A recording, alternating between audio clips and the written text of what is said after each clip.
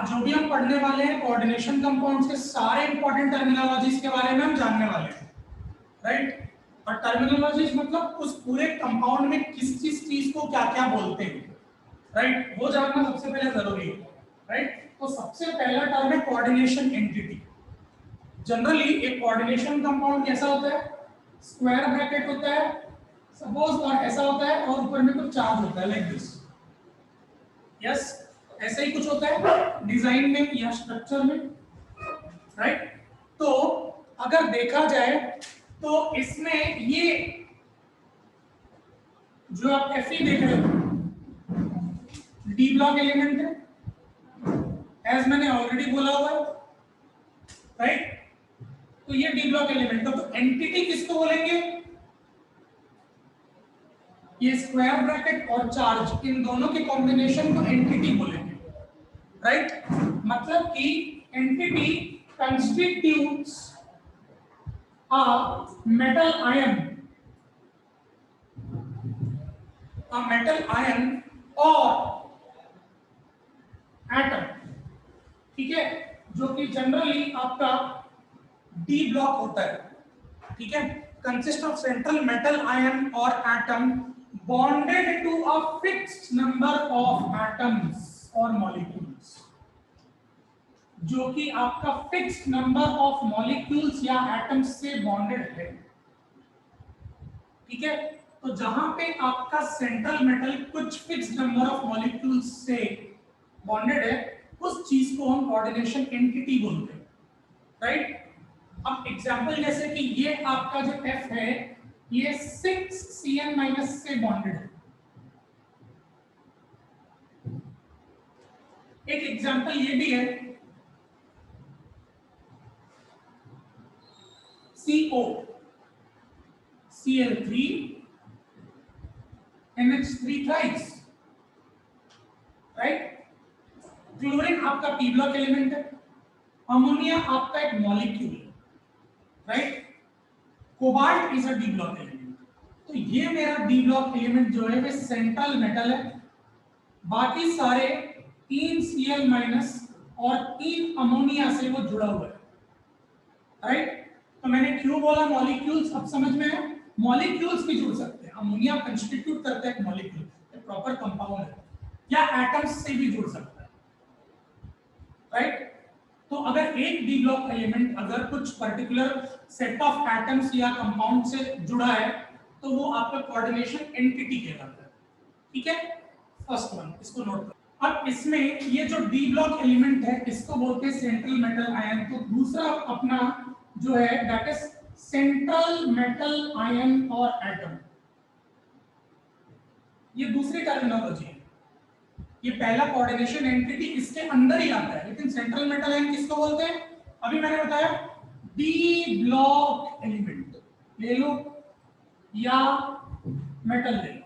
और अब जनरली एक चीज गौर करना कि कोई भी डी ब्लॉक एलिमेंट हो चाहे कोई भी हो, आप एक चीज नोटिस करना कि उसका जो चार्ज होता है ना वो पॉजिटिव होता है, तो नेगेटिव नहीं होता।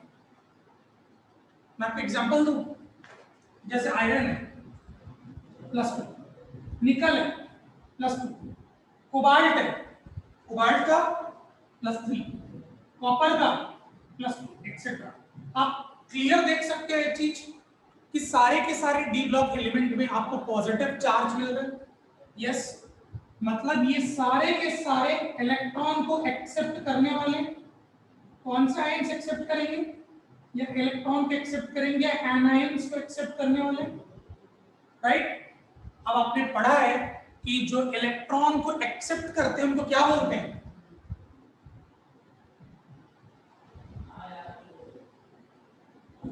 Lewis acids. ये सारे के सारे लुईस एसिड्स हैं, ठीक है। ये central metal ion, clear. Third आपका इसी में आता है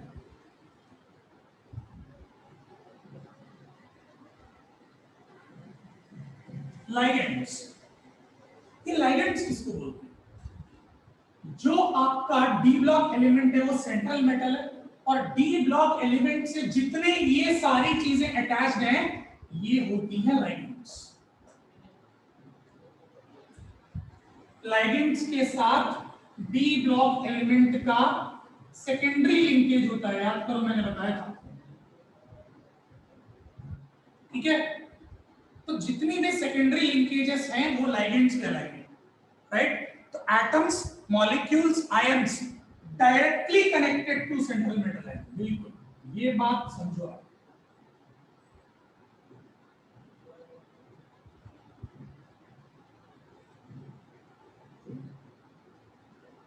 मतलब जो डायरेक्टली उससे कनेक्टेड है, मतलब ये अगर ए से सेंट्रल है और बी तो बी लाइगेंड है, लेकिन बी से अगर सी कनेक्टेड है तो सी लाइगेंड नहीं है ना, B is a ligand.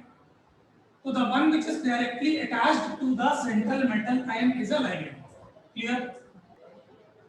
Ligands मतलब एक चीज तो मुझे क्लियर हो गया है कि वो एटम्स या आयंस जो कि सेंट्रल मेटल से कनेक्टेड है, ठीक है। पर लाइगेंड्स अपने आप में भी काउंटेबल है। काउंटेबल मतलब कई ऐसे लाइगेंड्स हैं जो अगर अटैच हुए तो वो एक काउंट में आते हैं, कई ऐसे लाइगेंड्स हैं वो अगर अटैच हुए तो ओवरऑल दो लाइगेंड्स के काउंट में आते हैं। कई ऐसे लाइगेंड्स हैं जो अटैच हुए, एक ही बार अटैच हुआ लेकिन वो फोर लाइगेंड्स के अंदर आएगा। तो कैसे पहचानेंगे कि कौन सा लाइगेंड का काउंट 1 है, कौन सा लाइगेंड का काउंट 2 है, राइट। तो उसके लिए मुझे पढ़ना पड़ेगा टाइप्स ऑफ लाइगेंड्स,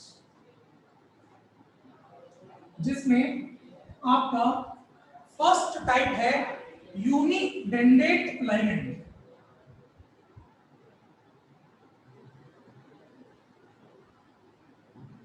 यूनिडेंडेट नाम से ही पता चल रहा है, बायोलॉजी में हम लोग पढ़ते हैं यूनिसेल्युलर, मतलब consisting of one cell, right. मतलब यूनि से समझ में आ गया हमको कि वो वन लाइगेंड की बात कर रहे हैं, राइट। तो यूनिडेंडेट लाइगेंड मतलब जहां पे सिर्फ वन लाइगेंड है। एग्जांपल क्या क्या है इसमें? ये अभी हम जो कर रहे थे क्लोरीन, एक क्लोरीन एक लाइगेंड, ठीक है। एक वाटर मॉलिक्यूल एक लाइगेंड, एक अमोनिया एक लाइगेंड। जनरली मैक्सिमम कंपाउंड्स एक लाइगेंड नहीं होता, एक को एक, लेकिन there are some specific compounds या लाइगेंड्स जिनका काउंट 2 4 में लिया जाता है, वो याद रखना है, राइट। तो यूनिडेंडेट क्लियर हो गया। नेक्स्ट आता है डाइडेंडेट, अगेन नाम से क्लियर हो गया। डाई मतलब 2, ठीक है। जो है तो एक ही लाइगेंड, लेकिन जब वो जुड़ेगा तो 2 लाइगेंड्स के काउंट में आएगा, राइट। और ये होता है ईथेन 1,2 डाइअमाइन। एग्जाम्पल याद रखना, ठीक है, ये एग्जाम्पल याद रखना, क्योंकि ये नॉमेनक्लेचर जब आप पढ़ोगे ना तो ईथेन 1,2 डाइअमाइन आएगा।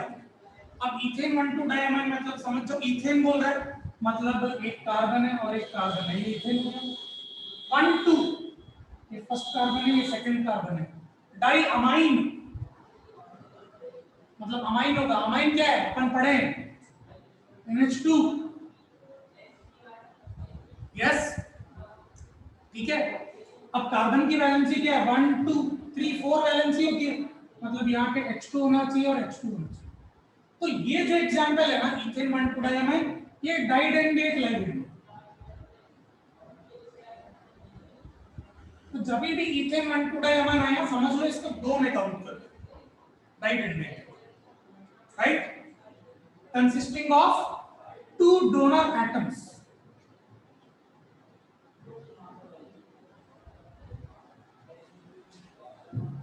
क्यों डोनर एटम्स बोला, ये बता सकते हैं?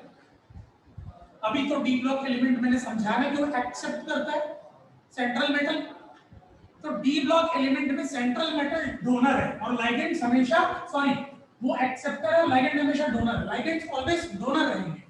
अब ये समझो आप, क्यों डोनर रहेंगे? क्योंकि एक एक्सेप्टर रहेगा और एक डोनर रहेगा, तभी काम चलेगा। और अभी मैंने बताया कि सेंट्रल एलिमेंट जो है ये सब लुईस एसिड्स ऐसे एक्सेप्ट करते हैं, तो ऑब्वियस सी बात है कि वो डोनर होगा, यस। तो मतलब 2 डोनर एटम्स बोला तो ये नहीं बोलना कि ये तो नहीं पढ़ा है, राइट। तीसरा होता है पॉलीडेंडेट।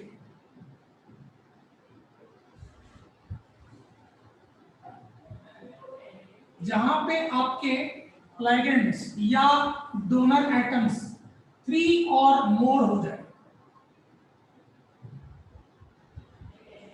वो आपका फिर ट्राई टेट्रा में नहीं आता है, पॉली में आ जाता है, जैसे अपन पॉलिनोमियल करते हैं मैथ्स में। ओके, अब इसमें एक एग्जांपल है ई बी टी ए। ठीक है, मैं इसका फुल फॉर्म बता देता हूं, ethylene diamine tetra acetate. Ethylene diamine tetra acetate. सबसे पहले तो इथ आया, इसका स्ट्रक्चर देखो, इथ मतलब एक कार्बन और दूसरा कार्बन तो रहेगा, ठीक है। डाइअमाइन बोल रहा है मतलब इधर पे एक NH2 होना चाहिए, इधर पे एक NH2 होना चाहिए, राइट। लेकिन अगर मैं दोनों में अगर यहाँ पे H हाइड्रोजन और हाइड्रोजन प्लेस कर दूं, तो मुझे एक बात बताओ कि नाइट्रोजन की वैलेंसी तो फुलफिल हो गई, तो नाइट्रोजन और कोई आगे बढ़ाएगा नहीं, तो ये टेट्रा एसीटेट कहां लगा हुआ है। नाउ अगला है फोर्थ, एम्बीडेंडेट लाइगेंड।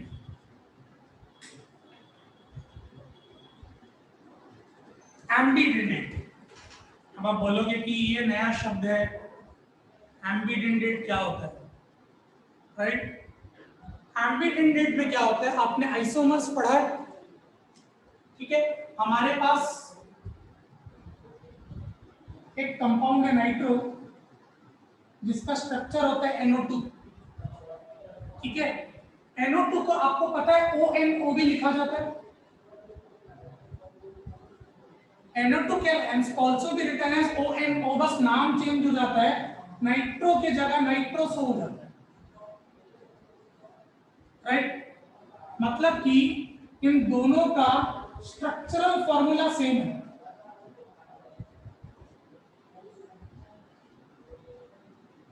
और हमने पढ़ा है the compounds which have same structural formula are generally isomers, right. Structural formula same है तो आइसोमर्स कह रहे हैं, पर एक कंपाउंड में NO2 और दूसरे कंपाउंड में ONO अगर लग गया, एम्बीडेंडेट, राइट। जैसे कि M है मान लो सेंट्रल मेटल, राइट। अब M से ये सेंट्रल है और ये NO2 जुड़ा हुआ है इस तरीके से, स्ट्रक्चर देखिए, राइट। अब यही ONO को कैसे जोड़ रहा हूं मैं, M है, can you see the difference. यहां पे सेंट्रल मेटल नाइट्रोजन से कनेक्टेड था, whereas यहां पे सेंट्रल मेटल ऑक्सीजन से connected, right. There is a difference. तो ऐसे ligand which can ligate two different atoms, which can ligate मतलब प्रोड्यूस करना two different atoms, ऐसे ligands जो दो एटम्स की तरह एग्जिस्ट कर सकते हैं, एम्बीडेंडेट ligands। अब क्लियर हो। I have one more example, central metal attached to SCN। मैं आपको बता दूं, S का मतलब होता है थायो और CN का मतलब होता है साइनो, थायोसाइनेटो बोलते हैं इसको, राइट। अब यही सेंट्रल मेटल आयन से NCS भी जुड़ता है। फर्क क्या है, यहां पे सेंट्रल मेटल से सल्फर जुड़ा है, यहां पे सेंट्रल मेटल से नाइट्रोजन जुड़ा है वही चीज ना, घूम फिर के मॉलिक्यूलर, इसमें भी SCN है, इसमें भी SCN है, रिवर्स है। अब ये थायोसाइनेटो की जगह आइसोथायोसाइनेटो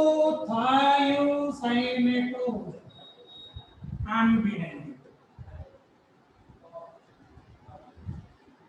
डाउट्स, ठीक है। तो यहां पे हमारा लाइगेंड्स फिनिश होता है, तो लिगेंड्स टोटली 4 टाइप्स के हैं। सबसे पहला यूनिडेंडेट। डाइडेंडेट में क्या था, इथेन 1,2 डायमाइन डाइडेंडेट है। पॉलीडेंडेट याद रखना है EDTA, ethylene diamine tetra acetate, ठीक है।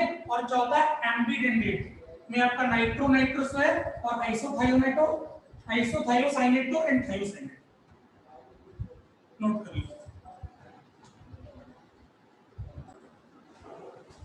कोऑर्डिनेशन नंबर, नाम से ही पता चल रहा है कि कोई चीज की नंबरिंग हो रही है यहाँ पे, राइट। तो सीधी सी बात है, number of ligands directly attached to central atom.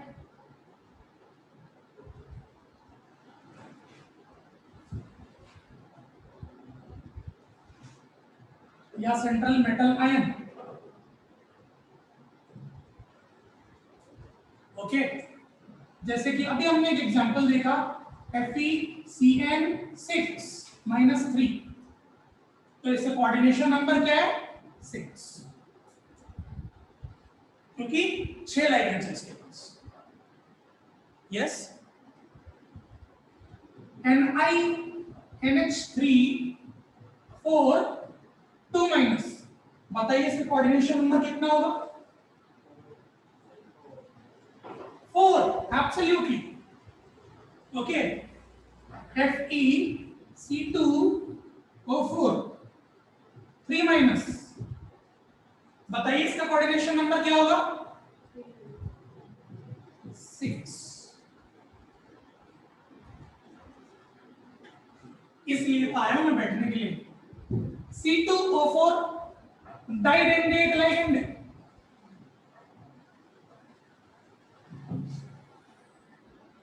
अब समझ में आया कि ये मैं डाइडेंडेट क्यों पढ़ा है, क्योंकि मुझे इसको 2 काउंट करना है।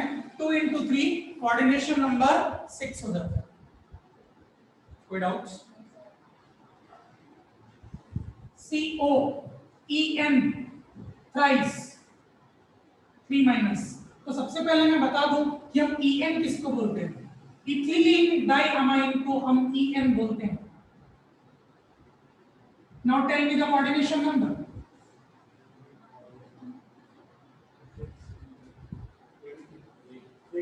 6।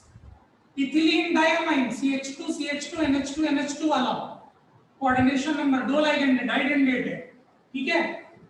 2 into 3 6, EN is didentate।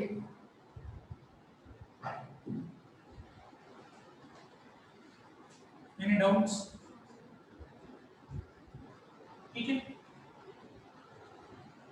Coordination sphere,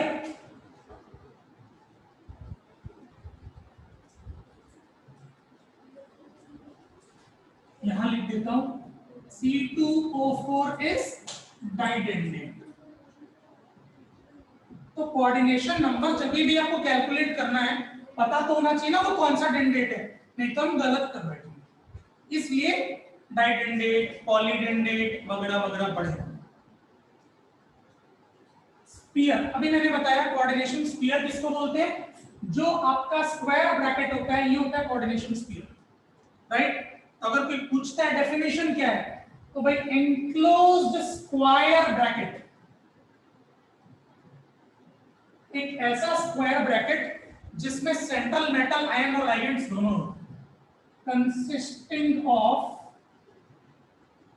central metal ion and ligands,